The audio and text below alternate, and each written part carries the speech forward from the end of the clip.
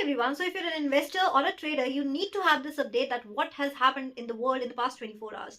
See, एक news बहुत ज्यादा सर्कुलेट हो रही है वेनेजुला के इन्वेजन के बारे में कि ये सिर्फ ड्रग्स के लिए नहीं, डेमोक्रेसी के लिए नहीं, ये डॉलर को बचाने के लिए है. Now if this is the fact, तो इसका इम्पैक्ट पूरी दुनिया पर पड़ेगा.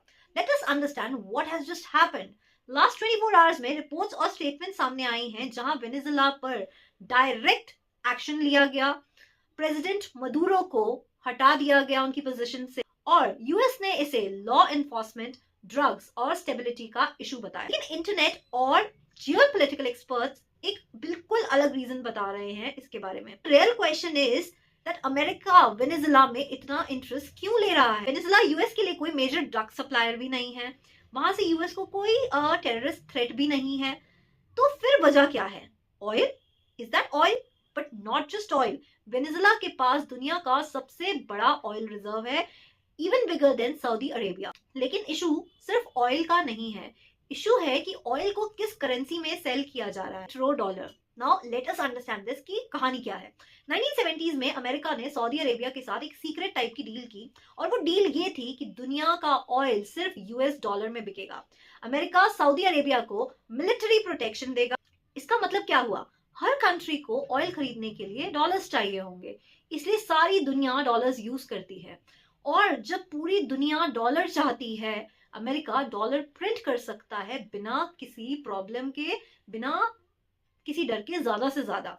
अब वेनेजुला ने क्या किया? 2018 के बाद वेनेजुला ने कहा हम ऑयल डॉलर में नहीं, यूरो में, युआन में, रूबल में बेचेंगे. चाइना के साथ डायरेक्ट पेमेंट सिस्टम्स बनाए एंड डॉलर और स्विफ्ट को बाईपास किया और ब्रिक्स ज्वाइन करने की कोशिश भी की. सिंपल वर्ड्स में अगर कहें तो वेनेजुला ने कहा मुझे डॉलर की जरूरत नहीं है. अब अमेरिका के लिए ये क्यों डेंजरस है?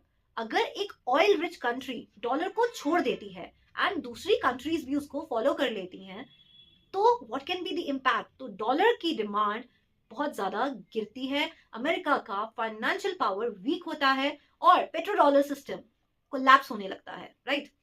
Now, if we see the history, so the pattern is getting repeated. If you will watch, Iraq ने यूरो में ऑयल बेचना चाहा, it was invaded. लिबिया ने गोल्ड बेस्ड करेंसी प्लान की, it was bombed. दोनों ही केसेस में बाद में फिर से ऑयल को डॉलर में ही स्विच करना पड़ा, सेल करना. अब लोग क्या कह रहे हैं कि वेनेजुला के साथ भी सेम पैटर्न रिपीट हो रहा है. Why people are so much worried? Because China, Russia, Iran already dollar के बाहर ट्रेड कर रहे हैं, ब्रिक्स अपना पेमेंट सिस्टम बना रहा है और दुनिया धीरे धीरे डॉलर से निकल रही है. De dollarisation is happening. ऐसे में वेनेजुला जैसा कंट्री जिसके पास इतना ऑयल है, अगर ब्रिक्स को ज्वाइन करता है तो ये प्रोसेस और फास्ट हो जाता.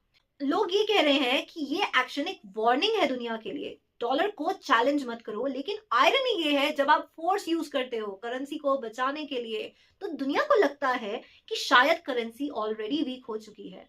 सो वेनेजुला शायद सिर्फ एक कंट्री नहीं है, ये एक सिग्नल है. सवाल ये नहीं है कि डॉलर गिरेगा या नहीं, सवाल एक्चुअली ये है कि दुनिया कब तक उसे फोर्स से एक्सेप्ट करेगी. So what are your views over this? Tell us in the comment section. This video is solely based on publicly available geopolitical analysis and reports.